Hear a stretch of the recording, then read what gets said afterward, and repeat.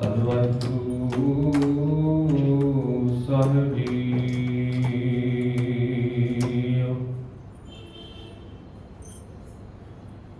ਇਕ ਓੰਕਾਰ ਸਤਿਨਾਮ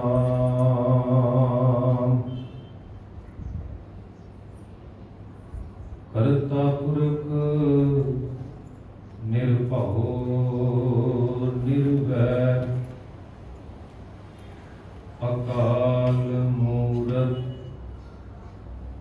ਆਜੂਨੀ ਸੈਭੰ ਗੁਰ ਪ੍ਰਸਾਦ।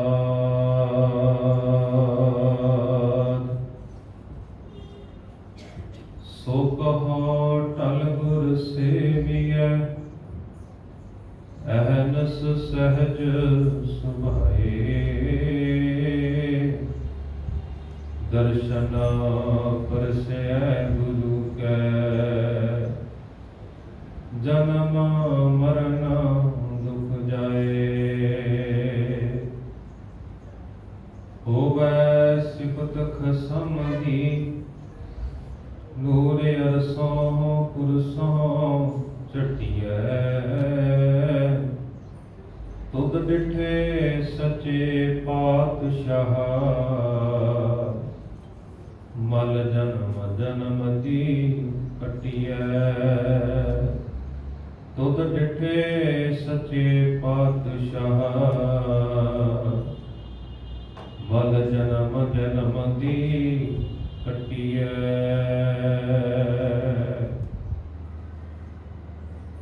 ਜੁਗੋ ਜੁਗ ਅਟਲ ਚਵਰ ਸ਼ਬਦ ਤਖਤ ਦੇ ਮਾਲਕ ਗੁਰਤਾ ਗੱਦੀ ਤੇ ਵਿਰਾਜਮਾਨ ਸ਼ਬਦ ਗੁਰੂ ਬਾਲੀਏ ਕੁਲ ਆਲਮ ਸਾਹਿਬ ਸ੍ਰੀ ਗੁਰੂ ਗ੍ਰੰਥ ਸਾਹਿਬ ਜੀ ਮਹਾਰਾਜ ਜੀ ਦੀ ਪਾਵਨ ਪਵਿੱਤਰ ਹਜ਼ੂਰੀ ਅੰਦਰ ਜੁੜ ਮਿਲ ਬੈਠ ਕੇ ਬਾਲਾ ਪ੍ਰੀਤਮ ਅੱਠਵੇਂ ਨਾਨਕ ਸਾਹਿਬ ਸ੍ਰੀ ਗੁਰੂ ਹਰਿਕ੍ਰਿਸ਼ਨ ਸਾਹਿਬ ਜੀ ਮਹਾਰਾਜ ਜੀ ਦੇ ਪਾਵਨ ਪ੍ਰਕਾਸ਼ ਦਿਹਾੜੇ ਨੂੰ ਮੁੱਖ ਰੱਖਦਿਆਂ ਹੋਇਆਂ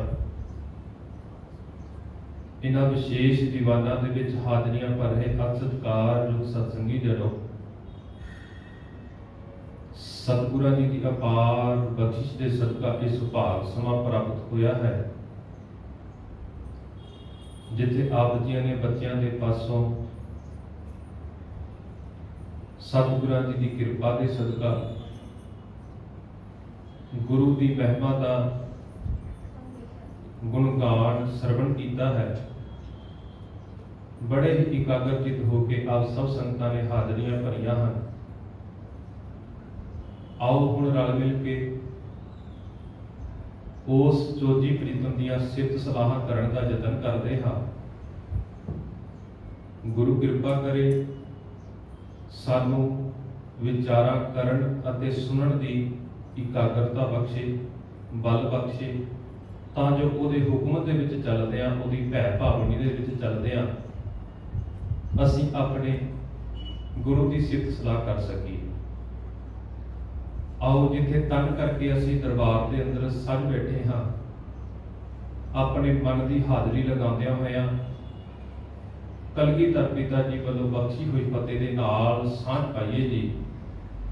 ਦੋਵੇਂ ਹੱਥ ਜੋੜ ਕੇ ਸਾਹਿਬਾਂ ਨੂੰ ਸੀਸ ਝੁਕਾਉਂਦਿਆਂ ਹੋਇਆਂ ਅਤੇ ਦਾਸਰੇ ਨੂੰ ਅਸੀਸ ਬਖਸ਼ਦਿਆਂ ਹੋਇਆਂ ਫਤਿਹ ਪ੍ਰਵਾਨ ਕਰੋ। ਆਖੋ ਜੀ ਵਾਹਿਗੁਰੂ ਜੀ ਕਾ ਖਾਲਸਾ, ਵਾਹਿਗੁਰੂ ਜੀ ਕੀ ਫਤਿਹ। ਆਖੋ ਜੀ ਵਾਹਿਗੁਰੂ ਜੀ ਕਾ ਖਾਲਸਾ, ਵਾਹਿਗੁਰੂ ਜੀ ਕੀ ਫਤਿਹ। ਆਪ ਜੀ ਨੇ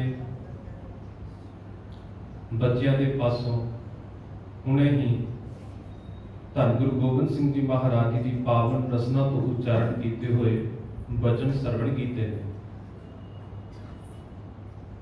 ਸਾਡੇ ਸਿੱਖ ਮਰਿਆਦਾ ਦੇ ਅਨੁਸਾਰ ਜਦੋਂ ਅਸੀਂ ਅਰਦਾਸ ਬੇਨਤੀ ਕਰਦੇ ਹਾਂ, ਗੁਰੂ ਘਰ ਦੇ ਅਰਦਾਸੀਏ ਸਿੰਘ, ਗੁਰੂ ਘਰ ਦੇ ਗ੍ਰੰਥੀ ਸਿੰਘ ਜਦੋਂ ਵੀ ਅਰਦਾਸ ਦੀ ਆਰੰਭਤਾ ਕਰਦੇ ਨੇ ਤਾਂ ਇਹਨਾਂ ਬਚਨਾਂ ਦਾ ਜਾਪ ਕਰਦਿਆਂ ਹੋਇਆਂ ਅਰਦਾਸ ਦੀ ਆਰੰਭਤਾ ਕਰਦੇ ਨੇ। ਆਪ ਸਭ ਦੇ ਧਿਆਨ ਦੇ ਵਿੱਚ ਉਹ ਵਚਨ ਆ ਗਏ ਹੋਣਗੇ। ਪਰ ਧੰਨ ਗੁਰੂ ਗੋਬਿੰਦ ਸਿੰਘ ਜੀ ਮਹਾਰਾਜ ਜੀ ਨੇ ਜੋ ਸਿਫਤ ਧੰਨ ਗੁਰੂ ਹਰਕ੍ਰਿਸ਼ਨ ਸਾਹਿਬ ਜੀ ਮਹਾਰਾਜ ਜੀ ਦੇ ਬਾਬਤ ਕੀਤੀ ਹੈ, ਉਸ ਨੁਕਤੇ ਨੂੰ ਵਿਚਾਰਨ ਦਾ ਵੀ ਅਸੀਂ ਯਤਨ ਕਰਾਂਗੇ। ਆਓ ਨਾਲ ਨਾਲ ਉਹਨਾਂ ਪੰਕਤੀਆਂ ਨੂੰ ਵਿਚਾਰਦੇ ਵੀ ਹਾਂ ਤੇ ਨਾਲ ਨਾਲ ਆਪ ਜੀ ਦਾ ਧਿਆਨ ਉਹਨਾਂ ਪੰਕਤੀਆਂ ਤੱਕ ਦਿਵਾਉਣ ਦਾ ਯਤਨ ਵੀ ਕਰਦੇ ਹਾਂ। ਅਸੀਂ ਅਰਦਾਸ ਦੇ ਵਿੱਚ ਇਹ ਵਚਨ ਆਮ ਤੌਰ ਦੇ ਉੱਤੇ ਸੁਣਦੇ ਹਾਂ, ਪੜ੍ਹਦੇ ਹਾਂ। ਪ੍ਰਥਮ ਭਗਉਤੀ ਸਿਮਰ ਕੈ ਗੁਰੂ ਨਾਨਕ ਲਈ ਤੇ ਆਏ, ਫਿਰ ਅੰਗਦ ਗੁਰ ਤੇ ਅਮਰਦਾਸ, ਰਾਮ ਦਾਸੈ ਹੋਈ ਸਹਾਏ, ਅਰਜਨ ਹਰਗੋਬਿੰਦ ਨੋ ਸਿਮਰੋ ਸ੍ਰੀ ਹਰਿ ਰਾਏ, ਸ੍ਰੀ ਹਰਿਕ੍ਰਿਸ਼ਨ ਧਿਆਈਐ ਜਿਸ ਡਿਠੈ ਸਭ ਉਪਜਾਏ, ਤੇਗ ਬਹਾਦਰ ਸਿਮਰਿਐ ਕਰ ਨਾਉ ਵਿਦਿਆ ਬੈ ਧਾਏ, ਸਭ ਥਾਈ ਹੋਏ ਸਹਾਰੇ। ਜਿੱਥੇ ਗੁਰੂ ਗੋਬਿੰਦ ਸਿੰਘ ਜੀ ਮਹਾਰਾਜ ਜੀ ਨੇ ਇਸ ਪੌੜੀ ਦਾ ਉਚਾਰਨ ਕੀਤਾ ਹੈ, ਅਸੀਂ ਹੁਣੀ ਸਰਵਣ ਕੀਤਾ। ਪ੍ਰਥਮ ਭਗਉਤੀ ਸਿਮਰ ਕੈ ਗੁਰੂ ਨਾਨਕ ਲਈ ਧਿਆਏ। ਧੰਨ ਗੁਰੂ ਨਾਨਕ ਸਾਹਿਬ ਜੀ ਮਹਾਰਾਜ ਜੀ ਦੇ ਬਾਬਤ ਸ਼ਬਦ ਵਰਤਿਆ ਧਿਆਏ, ਭਾਵ ਧੰਨ ਗੁਰੂ ਨਾਨਕ ਸਾਹਿਬ ਜੀ ਮਹਾਰਾਜ ਜੀ ਨੂੰ ਧਿਆਉਣਾ ਕਰਨਾ। ਜਿਸ ਇਸ਼ਟ ਦੇ ਕੋਲੋਂ ਅਸੀਂ ਕੁਝ ਦਾਤਾਂ ਮੰਗਣੀਆਂ ਨੇ, ਕੁਝ ਪ੍ਰਾਪਤ ਕਰਨਾ, ਸਾਨੂੰ ਉਸ ਆਪਣੇ ਇਸ਼ਟ ਨੂੰ ਧਿਆਉਣਾ ਵੀ ਆਉਣਾ ਚਾਹੀਦਾ ਵੀ ਉਹਦੀ ਆਰਾਧਨਾ ਕਿਸ ਤਰ੍ਹਾਂ ਕਰਨੀ ਹੈ। ਫਿਰ ਅੰਗਦ ਗੁਰ ਤੇ ਅਮਰਦਾਸ, ਰਾਮ ਦਾਸੈ ਹੋਈ ਸਹਾਏ। ਇੱਥੇ ਦੂਜੇ ਪਾਤਸ਼ਾਹ ਜੀ, ਤੀਸਰੇ ਪਾਤਸ਼ਾਹ ਤੇ ਚੌਥੇ ਪਾਤਸ਼ਾਹ ਦੇ ਲਈ ਇੱਕੋ ਸ਼ਬਦ ਵਰਤਿਆ, ਸਹਾਏ।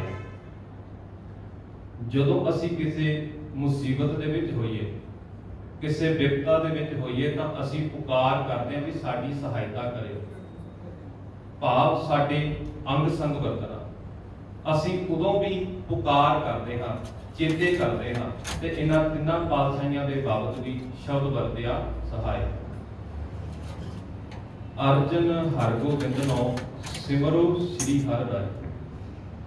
ਗੁਰੂ ਅਰਜਨ ਸਾਹਿਬ ਜੀ ਮਹਾਰਾਜ, ਗੁਰੂ ਹਰਗੋਬਿੰਦ ਸਾਹਿਬ ਜੀ ਮਹਾਰਾਜ ਤੇ ਸ੍ਰੀ ਗੁਰੂ ਹਰਿਰਾਏ ਸਾਹਿਬ ਜੀ ਮਹਾਰਾਜ ਜੀ ਦੇ ਬਾਬਤ ਵੀ ਪਾਤਸ਼ਾਹ ਜੀ ਨੇ ਇਹੀ ਸ਼ਬਦ ਉਚਾਰਨ ਕੀਤੇ ਨੇ, ਸਿਮਰੋ, ਭਾਵ ਸਿਮਰਨਾ। ਜਦੋਂ ਬਾਲਾ ਪ੍ਰੀਤਮ ਸਾਹਿਬ ਸ੍ਰੀ ਗੁਰੂ ਹਰਕ੍ਰਿਸ਼ਨ ਸਾਹਿਬ ਜੀ ਮਹਾਰਾਜ ਜੀ ਦੇ ਬਾਬਤ ਪਾਤਸ਼ਾਹ ਜੀ ਨੇ ਸ਼ਬਦ ਉਚਾਰਨ ਕੀਤਾ ਹੈ, ਤਾਂ ਉੱਥੇ ਪਾਤਸ਼ਾਹ ਜੀ ਨੇ ਉਚਾਰਨ ਕੀਤਾ, ਸ੍ਰੀ ਹਰਿਕ੍ਰਿਸ਼ਨ ਧਿਆਈਐ ਜਿਸ ਡਿਠੈ ਸਭ ਦੁੱਖ ਜਾਏ। ਇੱਕ ਪੱਖ ਹੋਰ ਆਪ ਜੀ ਦੇ ਨਾਲ ਸਾਂਝਾ ਕਰ ਦਵਾਂ। ਦਸਾਂ ਜਾਮਿਆਂ ਦੇ ਵਿੱਚ ਗੁਰੂ ਸਾਹਿਬਾਨਾਂ ਦੀ ਜੋ ਜੋਤ ਕਾਰਜਕਾਰੀ ਜੋਤ ਇੱਕ ਹੈ, ਵੱਖ-ਵੱਖ ਸਰੀਰਾਂ ਦੇ ਵਿੱਚ ਉਸ ਜੋਤ ਨੇ ਆਪਣੀ ਕਲਾ ਵਰਤਾਈ ਹੈ। ਹਾਂ, ਜਿਸ ਸਰੀਰ ਦੇ ਜਰੀਏ ਕਲਾ ਵਰਤੀ ਹੈ, ਸਿੱਖ ਉਸ ਸਰੀਰ ਨੂੰ ਵੀ ਸਿਜਦਾ ਕਰਦਾ, ਸਿੱਖ ਉਸ ਸਰੀਰ ਨੂੰ ਵੀ ਨਮਸਕਾਰ ਕਰਦਾ ਹੈ। ਅਸੀਂ ਸਾਰੇ ਹੀ ਆਪਣੇ ਗੁਰੂ ਸਾਹਿਬਾਨਾਂ ਦਾ ਆਦਰ ਸਤਿਕਾਰ ਵੀ ਕਰਦੇ ਹਾਂ।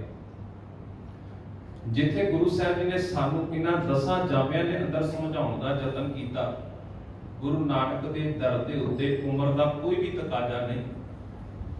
ਜਦੋਂ ਗੁਰੂ ਦੀ ਬਖਸ਼ਿਸ਼ ਹੋ ਜਾਂਦੀ ਤਾਂ 60 ਸਾਲ ਦੀ ਬਜ਼ੁਰਗ ਉਮਰ ਦੇ ਵਿੱਚ ਧੰਨ ਗੁਰੂ ਅਮਰਦਾਸ ਸਾਹਿਬ ਜੀ ਮਹਾਰਾਜ ਗਾਗਰ ਵੀ ਢਾਉਣ ਦੀ ਸੇਵਾ ਕਰਦੇ ਨੇ, ਤੇ ਜਦੋਂ ਗੁਰੂ ਦੀ ਕਿਰਪਾ ਹੋ ਜਾਵੇ, ਗੁਰੂ ਫਿਰ ਉਹ ਕਲਾ ਵਰਤਾਉਣ ਦਾ ਯਤਨ ਕਰਦਾ ਹੈ, ਤਾਂ ਉੱਥੇ ਚੇਤੇ ਰੱਖਣਾ ਬਾਲਾ ਪ੍ਰੀਤਮ ਜੀ ਦੀ ਉਮਰ ਵੀ ਤਾਂ ਅਸੀਂ ਵੀ ਚੰਗੀ ਤਰ੍ਹਾਂ ਜਾਣਦੇ ਹਾਂ ਵੀ ਕਿੰਨੇ ਸਮੇਂ ਦੇ ਵਿੱਚ, ਕਿੰਨੀ ਛੋਟੀ ਉਮਰ ਦੇ ਵਿੱਚ ਉਹਨਾਂ ਨੇ ਕੀ ਕੁਝ ਕਰ ਦਿਖਾਇਆ।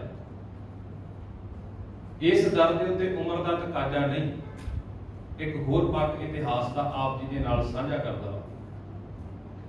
ਗੁਰੂ ਗੋਬਿੰਦ ਸਿੰਘ ਜੀ ਮਹਾਰਾਜ ਜੀ ਦੇ ਵੇਲੇ ਜਦੋਂ ਛੋਟੇ ਸਾਹਿਬਜ਼ਾਦੇ ਅਤੇ ਮਾਤਾ ਗੁਜਰੀ ਜੀ ਨੂੰ ਠੰਡੇ ਬੁਰਜ ਦੇ ਵਿੱਚ ਰੱਖਿਆ ਜਾਂਦਾ, ਉਹਨਾਂ ਨੂੰ ਸਜ਼ਾ ਸੁਣਾਈ ਜਾਂਦੀ, ਤਾਂ ਉਸ ਸਮੇਂ ਵੀ ਉਮਰਾਂ ਦੇਖਣ ਦੇ ਲਈ ਸਾਨੂੰ ਆਪਣਾ ਧਿਆਨ ਉੱਥੇ ਮਾਰਨਾ ਪਵੇਗਾ ਕਿ ਮਾਤਾ ਗੁਜਰੀ ਕੌਰ ਜੀ ਜਿਹੜੀ ਇੱਕ ਦਾਦੀ ਮਾਂ ਹੈ, ਬਜ਼ੁਰਗ ਉਮਰ ਹੈ, ਤੇ ਦੂਜੇ ਪਾਸੇ ਬੱਚਿਆਂ ਦੀ ਉਮਰ ਕਿਹੋ ਜਿਹੀ ਹੈ, ਭਾਵ इस दर के उत्ते उम्र का कोई तकाजा नहीं। जदों गुरु की रहमत होगी, परमात्मा की बख्शिश होगी, दया होगी, कृपा होगी, तो किसी भी उम्र के विच कला बरता सकता। गुरबाणी का पक्ष भी आप जी के नाल साझा किया। कथा की क्रमता दे विच आप जी ने पंक्तियां का जाप उचारण किया।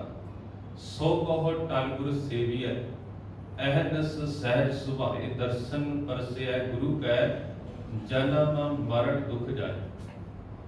गुरु के दर्शन किते आ, गुरु के चरण स्पर्शिया, मनुख के जन्म मरण का गेड़ कटिया जाता।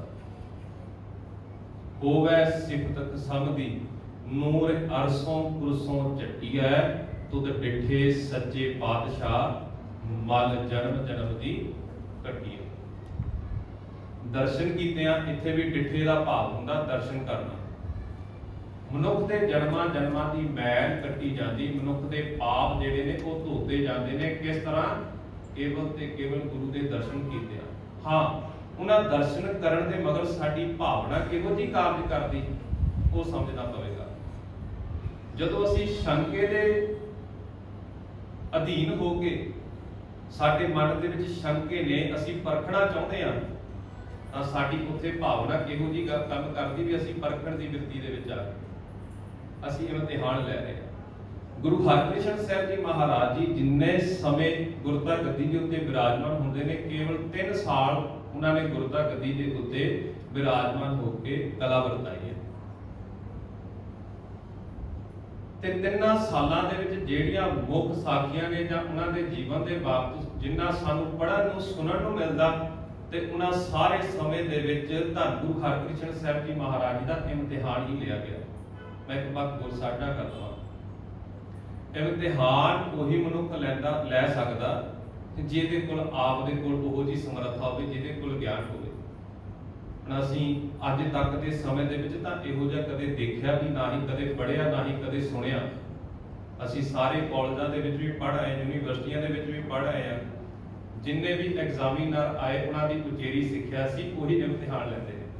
साडे अध्यापक पढ़े लिखे होंदे ने, सानू पढ़ाने वाले ने वही इम्तिहान लेंदे ने जिहड़े इस गल तक पहुंच रखते हैं।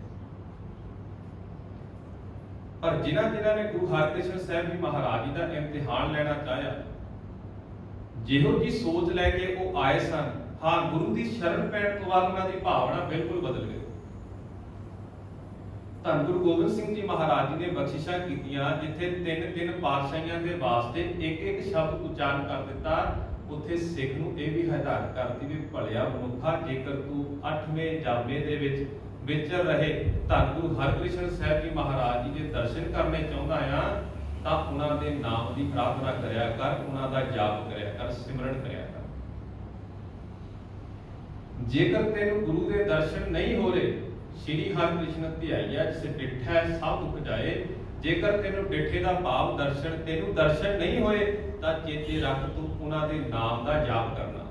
इन्ना कीतिया ही तेनू दर्शन भी हो जाएंगे, तू गुरु नूं अंग संग वरतदा भी महसूस करेगा, गुरु नूं कला वरताउंदिया होया भी महसूस करेगा, ते चेते रखना तेरे सारे जन्मां दे दुखां दा नाश भी हो जाएगा। की कहा? केवल ते केवल धन धन साहिब श्री गुरु हरकृष्ण साहब जी महाराज। बस सिख की श्रद्धा भावना होनी चाहिए, गुरु सारे कार्य आप संपूर्ण करता। हुण अगला पक्ष इतिहासक पक्ष तो आप जी के नाल साझा करने का यतन करदा। लड़ी असीं गुरु रामदास साहब जी महाराज जी के जीवन तो शुरू करांगे, क्योंकि इतिहास हमेशा अपना पिछोकड़ नाल लेके चलता। गुरु रामदास साहब जी महाराज जी के घर दे विच 3 पुत्रां दा जन्म हुंदा, बाबा प्रिथी चंद जी, बाबा महादेव जी ते धन गुरु अर्जन साहब जी महाराज। गुरु अर्जन साहब जी महाराज जी के घर दे विच गुरु हरगोबिंद साहब जी महाराज जन्म लैंदे। गुरु हरगोबिंद साहब जी महाराज जी के घर दे विच 5 पुत्रां दा जन्म हुंदा, बाबा गुरदित्ता जी, बाबा अटल जी, बाबा अणी राय जी, बाबा सूरजमल जी ते धन गुरु तेग बहादुर साहब जी महाराज। बाबा गुरदित्ता जी के घर दे विच 2 पुत्रां दा जन्म हुंदा, धीरवल जी ते गुरु हरराय साहब जी महाराज। गुरु हरराय साहब जी महाराज जी के घर दे विच फिर पुत्रां दा जन्म हुंदा, गुरु हरकृष्ण साहब जी महाराज जिहड़े छोटे ने ते वड्डे ने राम राय जी। गुरु हरगोबिंद साहब जी महाराज जी ने गुरता गद्दी अपने पुत्र को नहीं अपने पोतरे को दी सी। पुत्र ने गुरु तेग बहादुर साहब जी महाराज या बाकी के 4 पुत्रां का भी जिक्र किया ते गुरु हरगोबिंद साहब जी महाराज जी तो बाद गुरता गद्दी ते विराजमान होंदे ने गुरु हरराय साहब जी ते रिश्ते दे विच उन्हां दे पोतरे लगदे ते इसे तरह गुरु हरराय साहब जी महाराज जी ने जो गुरता गद्दी की परख की ते सिखां ने गाहे बगाहे पातशाह जी नूं सवाल भी कीते सी भी आप जी के घर दे विच 2 लाल ने ते उन्हां दे विचों असल दे विच गुरता गद्दी दा हकदार कौन होवेगा सानूं दृष्टि पाओ। गुरु हरराय साहब जी महाराज जी ने आख्या भी ये तां जदों जग जात होना है जदों कला वरतनी हो तां वरत जानी पर फिर भी जेकर तुसीं चाहुंदे हो तां मैं तुहानूं जाहिर कर देना तुहानूं प्रतख कर देना। गुरु हरराय साहब जी महाराज जी दे जिहड़े दोनों सुपुत्र ने बाबा राम राय जी ते धन गुरु हरकृष्ण साहब जी महाराज पाठ करते हैं ते उन्होंने सिख संगतां नूं आख्या एक तां हुंदी सूई एक हुंदी खंदूई ते आख्या भी जाके खंदूई जिस पीढ़े दे उत्ते विराजमान होके उन्होंने जाप करना ते उस पीढ़े दे विच एक खंदूई तुसीं झुकाउणी है तुहानूं उत्तर अपने आप मिल जाएगा।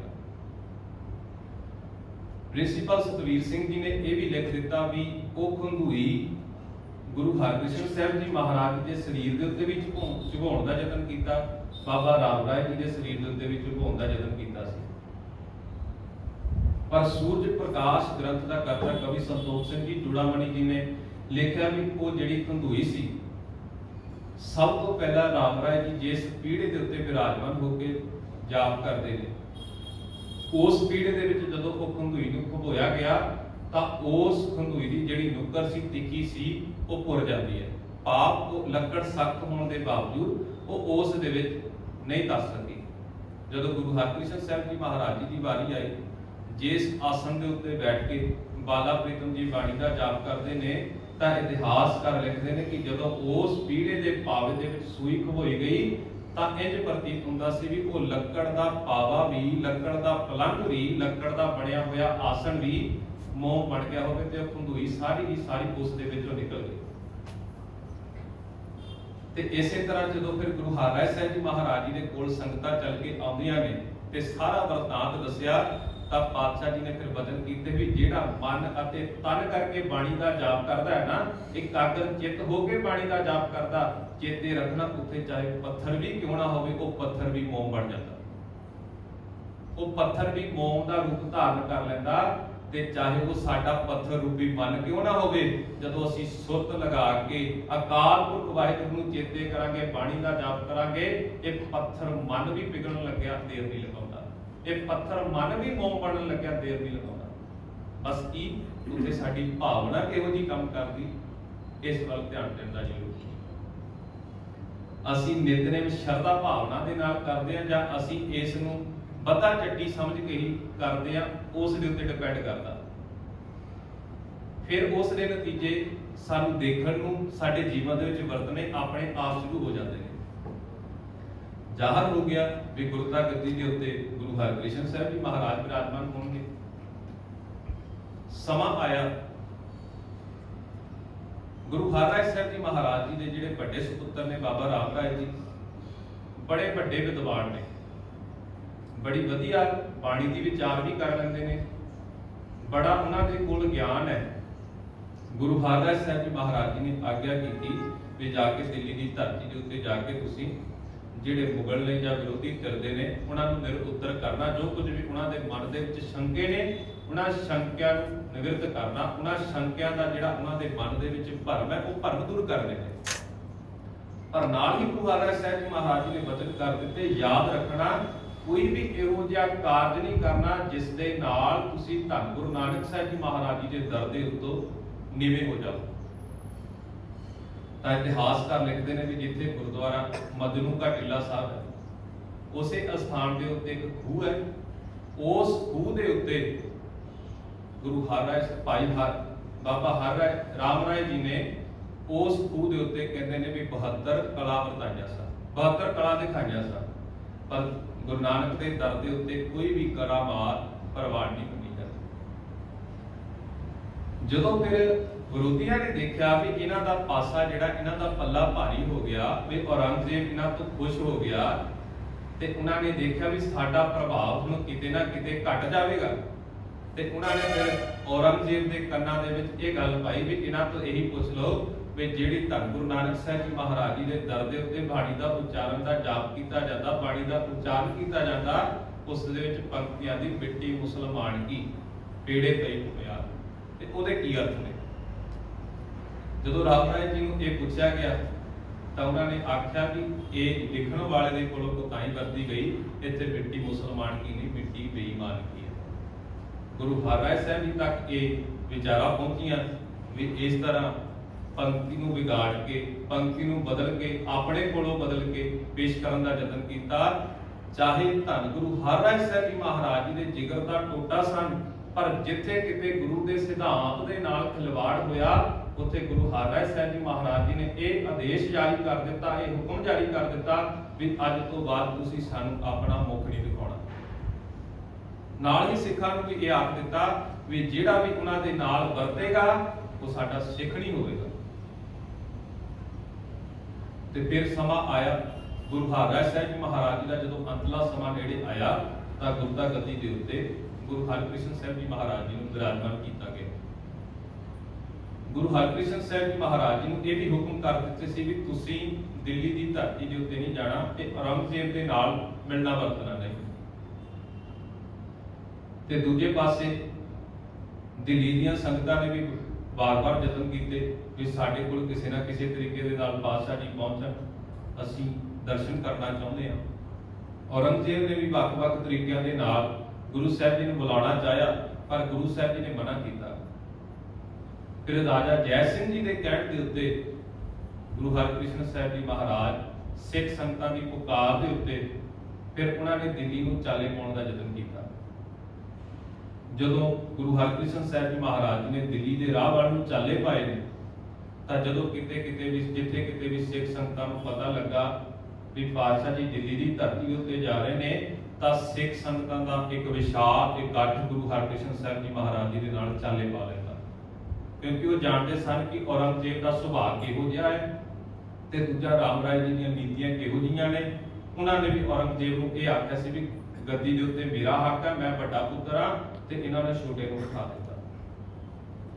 ਤੇ ਇਸੇ ਤਰ੍ਹਾਂ ਜਦੋਂ ਸੰਗਤਾਂ ਨੂੰ ਪਤਾ ਲੱਗਾ, ਸੰਗਤਾਂ ਦਾ ਵਿਸ਼ਾਲ ਇਕੱਠ ਨਾਲ ਤੁਰ ਜਾਂਦਾ। ਰਾਸਤੇ ਦੇ ਵਿੱਚ ਗੁਰੂ ਹਰਿਕ੍ਰਿਸ਼ਨ ਸਾਹਿਬ ਜੀ ਮਹਾਰਾਜ ਜੀ ਨੇ ਇੱਕ ਲਕੀਰ ਖਿੱਚ ਕੇ ਇਹ ਆਖਿਆ ਸੀ ਵੀ ਭਾਈ ਸਾਡਾ ਇਹ ਹੁਕਮ ਹੈ ਕਿ ਕੋਈ ਵੀ ਸਾਡੇ ਨਾਲ ਨਹੀਂ ਜਾਵੇਗਾ, ਉਸ ਅਕਾਲ ਪੁਰਖ ਪਰਮਾਤਮਾ ਤੇ ਭਰੋਸਾ ਰੱਖੋ, ਜੋ ਕੁਝ ਵੀ ਹੋਵੇਗਾ ਚੰਗਾ ਹੋਵੇਗਾ। ਕੁਝ ਕੁ ਗਿਣਵੇਂ ਸਿੱਖ ਗੁਰੂ ਹਰਿਕ੍ਰਿਸ਼ਨ ਸਾਹਿਬ ਜੀ ਮਹਾਰਾਜ ਜੀ ਦੇ ਨਾਲ ਦਿੱਲੀ ਦੀ ਧਰਤੀ ਤੇ ਪਹੁੰਚਦੇ ਨੇ, ਜਿਨ੍ਹਾਂ ਦੇ ਵਿੱਚ ਭਾਈ ਸਤੀ ਦਾਸ ਜੀ, ਮਸਾਨ ਗੁਰਬਖਸ਼ ਮਾਲੇ ਜੀ, ਬਾਬਾ ਬੁੱਢਾ ਜੀ ਦੇ ਵੰਸ਼ ਦੇ ਜਿਹੜੇ ਅੱਗੇ ਪੁੱਤਰ ਸਨ, ਭਾਈ ਗੁਰਦਿੱਤਾ ਜੀ, ਉਹ ਵੀ ਨਾਲ ਗਏ। ਇਹ ਗਿਣੇ ਚੁਣੇ ਸਿੱਖ ਗੁਰੂ ਹਰਿਕ੍ਰਿਸ਼ਨ ਸਾਹਿਬ ਜੀ ਮਹਾਰਾਜ ਜੀ ਦੇ ਨਾਲ ਦਿੱਲੀ ਦੀ ਧਰਤੀ ਵੱਲ ਨੂੰ ਚਾਲੇ ਪਾਉਂਦੇ ਨੇ। ਰਸਤੇ ਦੇ ਵਿੱਚ ਪੰਜੋਖਰੇ ਸਾਹਿਬ ਦੀ ਧਰਤੀ ਦੇ ਉੱਤੇ ਅੰਬਾਲੇ ਦੇ ਨੇੜੇ ਉੱਥੇ ਵੀ ਗੁਰੂ ਹਰਿਕ੍ਰਿਸ਼ਨ ਸਾਹਿਬ ਜੀ ਮਹਾਰਾਜ ਜੀ ਦਾ ਇਹ ਇਮਤਿਹਾਨ ਲਿਆ ਗਿਆ। ਲਾਲਚੰਦ ਨਾਂ ਦਾ ਇੱਕ ਪੰਡਿਤ ਆਉਂਦਾ ਤੇ ਆ ਕੇ ਦੇਖਦਾ ਵੀ ਇਸ ਬਾਲ ਅਵਸਥਾ ਦੇ ਵਿੱਚ ਜਿਹੜੇ ਵੀ ਨੇ ਇਹ ਸਿੱਖ ਇਹਨਾਂ ਨੂੰ ਗੁਰੂ ਮੰਨਦੇ ਨੇ, ਕਹਿੰਦੇ ਨਾਮ ਤਾਂ ਕ੍ਰਿਸ਼ਨ ਵਾਲਾ ਰੱਖੀ ਬੈਠੇ ਹੋ, ਤੇ ਕਿਤੇ ਗੀਤਾ ਦੇ ਅਰਥ ਵੀ ਆਉਂਦੇ ਨੇ। ਗੁਰੂ ਹਰਿਕ੍ਰਿਸ਼ਨ ਸਾਹਿਬ ਜੀ ਮਹਾਰਾਜ ਤੇ ਫਿਰ ਜਦੋਂ ਫਿਰ ਆਪਣੀ ਦ੍ਰਿਸ਼ਟੀ ਜਿਨ੍ਹਾਂ ਦੇ ਉੱਤੇ ਕਰਦੇ ਨੇ, ਅਸੀਂ ਗੁਰੂ ਅਰਜਨ ਸਾਹਿਬ ਜੀ ਮਹਾਰਾਜ ਜੀ ਦੀ ਪਾਵਨ ਬਾਣੀ ਦਾ ਵੀ ਜਾਪ ਸਰਵਣ ਕਰਦੇ ਹਾਂ। ਸੁਖਮਨੀ ਸਾਹਿਬ ਜੀ ਦੀ ਬਾਣੀ ਦੇ ਵਿੱਚ ਧੰਨ ਗੁਰੂ ਅਰਜਨ ਸਾਹਿਬ ਜੀ ਮਹਾਰਾਜ 18ਵੀਂ ਅਸ਼ਟਪਦੀ ਦੇ 14ਵੇਂ ਪਦ ਦੇ ਵਿੱਚ ਸਮਝਾਉਣਾ ਕਰਦੇ ਨੇ ਕਿ ਜਿਹਦੇ ਉੱਤੇ ਗੁਰੂ ਕਿਰਪਾ ਕਰ ਦਵੇ ਨਾ, ਇੱਕ ਦ੍ਰਿਸ਼ਟੀ ਪਾ ਦਵੇ, ਉਹ ਆਮ ਵਿਅਕਤੀ ਨੂੰ ਵੀ ਸੰਤ ਬ੍ਰਹਮ ਗਿਆਨੀ ਬਣਾ ਦਿੰਦਾ। ਤੇ ਗੁਰੂ ਹਰਿਕ੍ਰਿਸ਼ਨ ਸਾਹਿਬ ਜੀ ਮਹਾਰਾਜ ਜੀ ਨੇ ਆਖਿਆ ਵੀ ਭਾਈ ਜਿਹਦਾ ਵੀ ਮਨ ਦੇ ਵਿੱਚ ਖਿਆਲ ਆਉਂਦਾ, ਜਿਹੜਾ ਵੀ ਵਿਅਕਤੀ ਤੁਸੀਂ ਲਿਆਉਣਾ ਚਾਹੁੰਦੇ ਹੋ ਲੈ ਆਓ, ਤੇ ਅਸੀਂ ਉਹਦੇ ਕੋਲੋਂ ਅਰਥ ਕਰਵਾ ਦੇਵਾਂਗੇ ਜਿਹੋ ਜੇ ਤੁਸੀਂ ਚਾਹੋ। ਇਤਿਹਾਸਕਾਰ ਲਿਖਦੇ ਨੇ ਕਿ ਛੱਜੂ ਝੂਰ ਨਾਂ ਦੇ ਵਿਅਕਤੀ ਨੂੰ ਬੁਲਾਇਆ ਗਿਆ। ਆਮ ਤੌਰ ਦੇ ਉੱਤੇ ਅਸੀਂ ਇਹ ਵੀ ਪੱਖ ਗਾਹੇ ਸਾਂਝਾ ਕਰ ਦਿੰਦੇ ਕਿ ਨੀਵੀਂ ਜਾਤ ਵਾਲਿਆਂ ਨੂੰ ਧਾਰਮਿਕ ਗ੍ਰੰਥ ਪੜ੍ਹਨ ਦਾ ਵੀ ਅਧਿਕਾਰ ਨਹੀਂ ਸੀ, ਸੁਣਨ ਦਾ ਵੀ ਅਧਿਕਾਰ ਨਹੀਂ ਸੀ। ਜੇਕਰ ਕੋਈ ਗਾਹੇ ਕਿਤੇ ਧਾਰਮਿਕ ਸਥਾਨ ਦੇ ਨੇੜਿਓਂ ਲੰਘ ਜਾਂਦਾ ਸੀ, ਉਹਦੇ ਕੰਨਾਂ ਦੇ ਵਿੱਚ ਕੋਈ ਵੀ ਗ੍ਰੰਥ ਦੇ ਸ਼ਲੋਕ ਜਾਂ ਉਹ ਗ੍ਰੰਥ ਦੇ ਵਿੱਚ ਜੋ ਕੁਝ ਵੀ ਉਚਾਰਨ ਕੀਤਾ ਉਹ ਪੈ ਜਾਂਦਾ ਸੀ ਨਾ, ਕੰਨਾਂ ਦੇ ਵਿੱਚ ਸਿੱਕਾ ਪਿਘਲਾ ਕੇ ਪਾ ਦਿੱਤਾ ਜਾਂਦਾ ਸੀ ਤੇ ਉਹਦੀ ਜ਼ੁਬਾਨ ਕੱਟ ਦਿੱਤੀ ਜਾਂਦੀ ਸੀ ਤਾਂ ਜੋ ਇਹਨੇ ਸੁਣਿਆ ਉਹ ਬੋਲ ਕੇ ਦੱਸ ਨਾ ਸਕੇ। ਇੱਕ ਤਾਂ ਜੇ ਦੁਨਿਆਵੀ ਤੌਰ ਦੇ ਉੱਤੇ ਦੇਖੀਏ ਤਾਂ ਉਹ ਨੀਵੀਂ ਜਾਤ ਦੇ ਸੰਬੰਧ ਰੱਖਦੇ ਨੇ, ਭਾਵ ਉਹਨਾਂ ਦਾ ਇਸ ਧਾਰਮਿਕ ਗ੍ਰੰਥਾਂ ਦੇ ਨਾਲ ਵਾਹ ਵਾਸਤਾ ਵੀ ਨਹੀਂ, ਕਿਉਂਕਿ ਉਸ ਜਾਤ ਦੇ ਲੋਕਾਂ ਨੂੰ ਪੜ੍ਹਨ ਦਾ ਅਧਿਕਾਰ ਹੀ ਨਹੀਂ। ਤੇ ਉਹ ਲੈ ਕੇ ਆਏ ਵੀ ਇਹਨਾਂ ਨੂੰ ਤਾਂ ਅਸੀਂ ਸਮਾਜ ਦੇ ਵਿੱਚ ਇਹ ਵੰਡੀਆਂ ਪਾਈਆਂ ਨੇ ਵੀ ਇਹਨਾਂ ਨੂੰ ਤਾਂ ਨੇੜੇ ਵੀ ਨਹੀਂ ਜਾਣ ਦਿੱਤਾ ਜਾਂਦਾ ਤੇ ਇਹਨਾਂ ਨੂੰ ਲੈ ਕੇ ਜਾਂਦੇ, ਇਹਨਾਂ ਨੇ ਤਾਂ ਕਦੇ ਗੀਤਾਂ ਨੂੰ ਪੜ੍ਹਿਆ ਨਹੀਂ ਸੁਣਿਆ ਨਹੀਂ ਹੋਵੇਗਾ, ਦੇਖਦੇ ਕਿਵੇਂ ਅਰਥ ਕਰਾਉਂਦੇ ਨੇ। ਗੁਰੂ ਹਰਕ੍ਰਿਸ਼ਨ ਸਾਹਿਬ ਜੀ ਮਹਾਰਾਜ ਜੀ ਨੇ ਫਿਰ ਜਦੋਂ ਆਪਣੀ ਨਜ਼ਰ ਕੀਤੀ ਨਾ, ਤਰਸ ਕੀਤਾ, ਤਾਂ ਉਹ ਛੱਜੂ ਝੂਰ ਦੇ ਕੋਲੋਂ ਵੀ ਜਦੋਂ ਅਰਥ ਕਰਵਾਏ ਗਏ ਤਾਂ ਜਿਹੜਾ ਲਾਲ ਚੰਦ ਹੰਕਾਰ ਦੇ ਵਸ ਪੈ ਕੇ ਆਇਆ ਸੀ ਤਾਂ ਆਖਦੇ ਨੇ ਉਹ ਵੀ ਗੁਰੂ ਹਰਕ੍ਰਿਸ਼ਨ ਸਾਹਿਬ ਜੀ ਮਹਾਰਾਜ ਜੀ ਦੀ ਸ਼ਰਨ ਦੇ ਵਿੱਚ ਆ ਕੇ ਭਾਈ ਲਾਲ ਚੰਦ ਬਣ ਗਿਆ ਤੇ ਗੁਰੂ ਗੋਬਿੰਦ ਸਿੰਘ ਜੀ ਮਹਾਰਾਜ ਜੀ ਦੇ ਵੇਲੇ ਉਹਨਾਂ ਨੇ ਵੀ ਖੰਡੇ ਬਾਟੇ ਦੀ ਪੋਲ ਲੈਂਦੇ ਭਾਈ ਲਾਲ ਸਿੰਘ ਬਣ ਗਏ। ਜਿਸ ਛੱਜੂ ਝੂਰ ਨੂੰ ਲੈ ਕੇ ਆਂਦਾ ਸੀ ਉਹ ਵੀ ਗੁਰੂ ਹਰਕ੍ਰਿਸ਼ਨ ਸਾਹਿਬ ਜੀ ਮਹਾਰਾਜ ਜੀ ਦੀ ਕਿਰਪਾ ਦੇ ਨਾਲ ਸਿੱਖੀ ਦਾ ਪ੍ਰਚਾਰ ਕਰਨ ਲੱਗ ਪਏ ਸਨ। ਕੇਵਲ ਤੇ ਕੇਵਲ ਗੁਰੂ ਜੇਕਰ ਕਿਸੇ ਦੇ ਉੱਤੇ ਤਰਸ ਕਰਕੇ ਆਪਣੀ ਨਿਗਾਹ ਵੀ ਪਾ ਦੇਵੇ ਨਾ, ਤੱਕ ਵੀ ਲਵੇ, ਤਾਂ ਉਸ ਮਨੁੱਖ ਦਾ ਜੀਵਨ ਸਵੱਲਾ ਹੋ ਜਾਂਦਾ, ਉਸ ਮਨੁੱਖ ਦਾ ਜੀਵਨ ਤਰ ਜਾਂਦਾ। ਫਿਰ ਰਸਤੇ ਦੇ ਵਿੱਚ ਇੱਕ ਥਾਂ ਦੇ ਉੱਤੇ ਫਿਰ ਗੁਰੂ ਹਰਕ੍ਰਿਸ਼ਨ ਸਾਹਿਬ ਜੀ ਮਹਾਰਾਜ ਦਾ ਇਮਤਿਹਾਨ ਲਿਆ ਗਿਆ। ਆਮ ਤੌਰ ਦੇ ਉੱਤੇ ਅਸੀਂ ਦੇਖਦੇ ਹਾਂ ਵੀ ਕਈ ਵਾਰੀ ਆ ਪਿੱਛੇ ਜੇ ਇਹੋ ਜਿਹਾ ਭਿਆਨਕ ਸਮਾਂ ਵੀ ਆਇਆ ਕਿ ਪੂਰਾ ਸੰਸਾਰ ਬਿਮਾਰੀ ਦੇ ਨਾਲ ਜੂਝਦਾ ਰਿਹਾ। ਇੱਥੋਂ ਤੱਕ ਵੀ ਕਈ ਥਾਵਾਂ ਦੇ ਉੱਤੇ ਇਹ ਵੀ ਪੜ੍ਹਨ ਸੁਣਨ ਨੂੰ ਦੇਖਣ ਨੂੰ ਮਿਲਿਆ ਵੀ ਜਿਨ੍ਹਾਂ ਨੇ ਆਪਣੀ ਕੁੱਖ ਤੋਂ ਜੰਮੇ ਸਨ ਉਹ ਵੀ ਸਾਥ ਛੱਡ ਗਏ। ਆਪਣੇ 9 ਮਾਸ ਦੇ ਰਿਸ਼ਤੇ ਜਿਨ੍ਹਾਂ ਨੇ ਸਨ ਲਹੂ ਦਾ ਰਿਸ਼ਤਾ ਸੀ ਉਹ ਵੀ ਔਖੇ ਵੇਲੇ ਸਾਥ ਛੱਡ ਗਏ। ਤੇ ਗੁਰੂ ਹਰਕ੍ਰਿਸ਼ਨ ਸਾਹਿਬ ਜੀ ਮਹਾਰਾਜ ਜਿਸ ਪਾਲਕੀ ਦੇ ਵਿੱਚ ਵਿਰਾਜਮਾਨ ਹੋ ਕੇ ਦਿੱਲੀ ਨੂੰ ਜਾ ਰਹੇ ਨੇ ਤੇ ਉਸ ਪਾਲਕੀ ਦੇ ਅੱਗੇ ਇੱਕ ਕੋਹੜੀ ਨੂੰ ਲੰਬਾ ਪਾ ਦਿੱਤਾ ਗਿਆ, ਉਹਦਾ ਰੋਗ ਦੂਰ ਨਹੀਂ ਹੋ ਰਿਹਾ ਸੀ। ਜਦੋਂ ਪਾਤਸ਼ਾਹ ਜੀ ਨੇ ਉਸ ਦੇ ਕੁਰਲਾਣ ਦੀ ਆਵਾਜ਼ ਸੁਣੀ ਤਾਂ ਨਾਲ ਦੇ ਸਿੱਖ ਸੰਗਤਾਂ ਨੂੰ ਪੁੱਛਿਆ ਵੀ ਭਾਈ ਕੌਣ ਕੁਰਲਾ ਰਿਹਾ, ਤਾਂ ਪਾਤਸ਼ਾਹ ਜੀ ਨੂੰ ਦੱਸਣਾ ਕੀਤਾ ਵੀ ਇਸ ਤਰ੍ਹਾਂ ਕਰਕੇ ਇੱਕ ਕੋਹੜੀ ਹੈ ਉਹ ਰਾਸਤੇ ਦੇ ਵਿੱਚ ਵਿਲਕਦਾ ਪਿਆ। ਤਾਂ ਇਤਿਹਾਸਕਾਰ ਲਿਖਦੇ ਨੇ ਕਿ ਧੰਨ ਗੁਰੂ ਹਰਕ੍ਰਿਸ਼ਨ ਸਾਹਿਬ ਜੀ ਮਹਾਰਾਜ ਜੀ ਦੇ ਕੋਲ ਜਿਹੜਾ ਰੁਮਾਲ ਸੀ ਨਾ, ਉਹ ਰੁਮਾਲ ਪਾਤਸ਼ਾਹ ਜੀ ਨੇ ਬਖਸ਼ਿਸ਼ ਕੀਤਾ ਤੇ ਉਸ ਰੁਮਾਲ ਨੂੰ ਜਦੋਂ ਉਸ ਕੋਹੜੀ ਦੇ ਪਿੰਡੇ ਦੇ ਉੱਤੇ ਫੇਰਿਆ ਗਿਆ ਤਾਂ ਉਸ ਦਾ ਰੋਗ ਦੂਰ ਹੋ ਗਿਆ, ਜਿਸ ਰੋਗ ਨੂੰ ਦੂਰ ਕਰਨ ਦੇ ਲਈ ਵੈਦਾਂ ਨੇ ਵੀ ਹੱਥ ਖੜੇ ਕਰ ਦਿੱਤੇ ਸੀ। ਇਹੋ ਜਿਹੀਆਂ ਬਖਸ਼ਿਸ਼ਾਂ ਗੁਰੂ ਹਰਕ੍ਰਿਸ਼ਨ ਸਾਹਿਬ ਜੀ ਮਹਾਰਾਜ ਜੀ ਨੇ ਆਪਣੇ ਜੀਵਨ ਕਾਲ ਦੇ ਵਿੱਚ ਵਰਤਾਈਆਂ। ਉਮਰ ਦੇ ਉੱਤੇ ਨਾ ਜਾਈਏ, ਜਿਹੜੀ ਉਮਰ ਦੇ ਮਗਰ ਸਰੀਰਕ, ਅਸੀਂ ਜੇਕਰ ਇਕੱਲੇ ਸਰੀਰ ਦੇ ਮਗਰ ਰਹਿ ਕੇ ਦੇਖਾਂਗੇ ਨਾ ਤਾਂ ਬਹੁਤ ਕੁਝ ਮਨ ਦੇ ਵਿੱਚ ਉਥਲ-ਪੁਥਲ ਹੋਵੇਗੀ। ਜਿਹੜੀ ਜੋਤ ਕਾਰਜ ਕਰ ਰਹੀ ਉਸ ਜੋਤ ਦੇ ਨਾਲ ਜੁੜਨ ਦਾ ਯਤਨ ਕਰੀਏ, ਕਿਉਂਕਿ ਜਦੋਂ ਧੰਨ ਗੁਰੂ ਨਾਨਕ ਸਾਹਿਬ ਜੀ ਮਹਾਰਾਜ ਇਸ ਧਰਤੀ ਦੇ ਉੱਤੇ ਸਰੀਰਕ ਰੂਪ ਦੇ ਵਿੱਚ ਪ੍ਰਗਟ ਹੁੰਦੇ ਨੇ ਨਾ, ਅਵਤਾਰ ਧਾਰਨ ਕਰਦੇ ਨੇ, ਤਾਂ ਅਸੀਂ ਗੁਰਬਾਣੀ ਦੇ ਵਿੱਚ ਵੀ ਪੱਖ ਉਹ ਸਾਂਝੇ ਕਰਦੇ ਆ ਜਾਂ ਪੜ੍ਹਨ ਦਾ ਯਤਨ ਕਰਦੇ। ਰੋਜ਼ਾਨਾ ਇਤਿਹਾਸਕ ਕਥਾ ਵਿਚਾਰਾਂ ਦੇ ਅੰਦਰ ਵੀ ਉਹ ਵਿਚਾਰਾ ਸੁਣਦੇ ਆਏ ਆ ਕਿ ਜਿਹੜਾ ਕਿਹੜਾ ਵੀ ਧੰਨ ਗੁਰੂ ਨਾਨਕ ਸਾਹਿਬ ਜੀ ਮਹਾਰਾਜ ਜੀ ਦੀ ਸ਼ਰਨ ਦੇ ਵਿੱਚ ਆਇਆ ਉਹਨੇ ਇਹੀ ਮਹਿਸੂਸ ਕੀਤਾ ਇਹ ਤਾਂ ਰੱਬੀ ਅਵਤਾਰ ਹੈ, ਕੋਈ ਆਮ ਮਨੁੱਖ ਨਹੀਂ। ਅਕਾਲ ਪੁਰਖ ਪ੍ਰਭੂ ਪਰਮਾਤਮਾ ਨੇ ਆਪ ਧੰਨ ਗੁਰੂ ਨਾਨਕ ਸਾਹਿਬ ਜੀ ਮਹਾਰਾਜ ਜੀ ਦੇ ਸਰੂਪ ਦੇ ਵਿੱਚ ਇਸ ਕਲਯੁਗੀ ਜੀਵਾਂ ਦਾ ਉਧਾਰ ਕਰਨ ਦੇ ਲਈ ਅਵਤਾਰ ਧਾਰਨ ਕੀਤਾ ਸੀ। ਉਹੀ ਅਕਾਲ ਪੁਰਖ ਦੀ ਜੋਤ ਜਿਹੜੀ ਧੰਨ ਗੁਰੂ ਨਾਨਕ ਸਾਹਿਬ ਜੀ ਮਹਾਰਾਜ ਜੀ ਦੇ ਵਿੱਚ ਕਾਰਜ ਕਰਦੀ ਸੀ ਨਾ, ਉਹੀ ਬਾਕੀ ਸਮੁੱਚੇ ਗੁਰੂ ਸਾਹਿਬਾਨਾਂ ਦੇ ਵਿੱਚ ਉਸ ਜੋਤ ਨੇ ਹੀ ਕਾਰਜ ਕੀਤਾ। ਬਸ ਇਹ ਸੀ ਵੀ ਉਹਨਾਂ ਨੇ ਸਮਾਜ ਦੇ ਲੋਕਾਂ ਨੂੰ ਸਮਝਾਉਣਾ ਸੀ, ਸਮਾਜ ਨੂੰ ਇਹ ਸਮਝਾਉਣਾ ਸੀ ਵੀ ਭਾਈ ਉਮਰਾਂ ਦੇ ਉੱਤੇ ਸਰੀਰ ਦੇ ਉੱਤੇ ਨਾ ਕਰਿਓ, ਕਿਤੇ ਵੀ ਹੰਕਾਰ ਨਾ ਕਰ ਲਿਓ ਜਾਂ ਸਰੀਰ ਦੇ ਨਾਲ ਜੁੜ ਕੇ ਨਾ ਕਿਸੇ ਚੀਜ਼ ਨੂੰ ਦੇਖਿਓ ਜਿਹੜੀ ਮਗਰਲੀ ਵਿਚਾਰਧਾਰਾ ਚੱਲਦੀ ਆ ਰਹੀ ਉਸ ਦੇ ਨਾਲ ਜੁੜਨ ਦਾ ਯਤਨ ਕੀਤੇ। ਅੱਜ ਦਿੱਲੀ ਦੀ ਧਰਤੀ ਦੇ ਉੱਤੇ ਪਹੁੰਚ ਕੇ ਜੋ ਕੁਝ ਵੀ ਗੁਰੂ ਹਰਕ੍ਰਿਸ਼ਨ ਸਾਹਿਬ ਜੀ ਮਹਾਰਾਜ ਜੀ ਨੇ ਉੱਥੇ ਕਲਾ ਵਰਤਾਈ, ਉੱਥੇ ਵੀ ਇਮਤਿਹਾਨ ਲੈ ਕੇ ਕਿਤੇ ਪਟਰਾਣੀਆਂ ਬਿਠਾ ਕੇ ਰਾਣੀਆਂ ਵੱਖ-ਵੱਖ ਵੇਸ ਇੱਕੋ ਜਿਹੇ ਪਹਿਨਾ ਕੇ ਉਹਨਾਂ ਨੂੰ ਬਿਠਾ ਦਿੱਤਾ, ਉੱਥੇ ਵੀ ਪਰਖ ਕਰਨੀ ਚਾਹੀ ਤੇ ਧੰਨ ਗੁਰੂ ਹਰਕ੍ਰਿਸ਼ਨ ਸਾਹਿਬ ਜੀ ਮਹਾਰਾਜ ਜੀ ਨੇ ਉੱਥੇ ਵੀ ਸਾਰਾ ਕੁਝ ਜਗ ਜ਼ਾਹਰ ਕਰ ਦਿੱਤਾ। ਫਿਰ ਅਸੀਂ ਇਹ ਵੀ ਜਾਣਦੇ ਹਾਂ ਕਿ ਉਸੇ ਧਰਤੀ ਦੇ ਉੱਤੇ ਗੁਰੂ ਹਰਕ੍ਰਿਸ਼ਨ ਸਾਹਿਬ ਜੀ ਮਹਾਰਾਜ ਰੋਗੀਆਂ ਦੀ ਸੇਵਾ ਕਰਦੇ ਕਰਦੇ ਆਪ ਵੀ ਉਸ ਰੋਗ ਦਾ ਸ਼ਿਕਾਰ ਹੋ ਜਾਂਦੇ ਨੇ ਤੇ ਅੰਤ ਉਸੇ ਦਿੱਲੀ ਦੀ ਧਰਤੀ ਦੇ ਉੱਤੇ ਧੰਨ ਗੁਰੂ ਹਰਕ੍ਰਿਸ਼ਨ ਸਾਹਿਬ ਜੀ ਮਹਾਰਾਜ ਆਪਣਾ ਜੋਤੀ ਜੋਤ ਸਮਾ ਜਾਂਦੇ ਤੇ ਧੰਨ ਗੁਰੂ ਹਰਕ੍ਰਿਸ਼ਨ ਸਾਹਿਬ ਜੀ ਮਹਾਰਾਜ ਜੀ ਦੀ ਜੋਤ ਉਸ ਅਕਾਲ ਪੁਰਖ ਦੀ ਜੋਤ ਦੇ ਵਿੱਚ ਜਾ ਕੇ ਵਿਰਾਜਮਾਨ ਹੋ ਜਾਂਦੀ। ਯਤਨ ਕਰੀਏ ਜੋ ਸਿਧਾਂਤ ਸਾਨੂੰ ਗੁਰੂ ਸਾਹਿਬਾਨਾਂ ਨੇ 10 ਜਾਮਿਆਂ ਦੇ ਵਿੱਚ ਸਮਝਾਉਣ ਦਾ ਯਤਨ ਕੀਤਾ ਨਾ, ਉਸ ਸਿਧਾਂਤ ਦੇ ਨਾਲ ਜੁੜੀਏ। ਆਰੰਭਤਾ ਕੀਤੀ ਸੀ ਗੁਰੂ ਗੋਬਿੰਦ ਸਿੰਘ ਜੀ ਮਹਾਰਾਜ ਜੀ ਦੇ ਪਾਵਨ ਬਚਨਾਂ ਦੇ ਨਾਲ आओ उन्हां वचनां दा जाप करदे होए दीवार असीं विचारां दी समाप्ति करदे हां। समा इजाजत नहीं दे रहा। आओ एक मन एक चित होके धन गुरु हरकृष्ण साहिब जी महाराज जी के चरणों के विच सिजदा करदे होया हाजरी लगवादे होया इन्हां वचनां दा जाप करिए जी। श्री हर कृष्ण ते आइए, श्री हर कृष्ण ते आइए,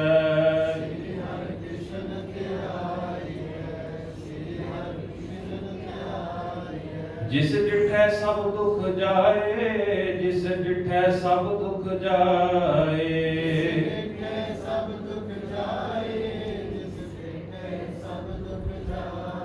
श्री हर कृष्ण ते आइए, श्री हर कृष्ण ते आइए,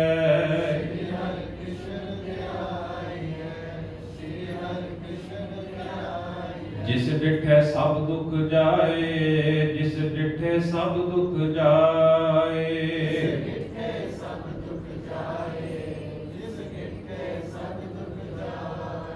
आओ गुरु प्यार वालियो यतन करिए अपने इस मनुखा जन्म नूं कीमती बनाइए। ये कीमती तां ही होवेगा जेकर असीं अपना सवास सवास गुरु के लेखे लाइए, गुरु की दसी विचारधारा अपने जीवन के अंदर धारण करिए।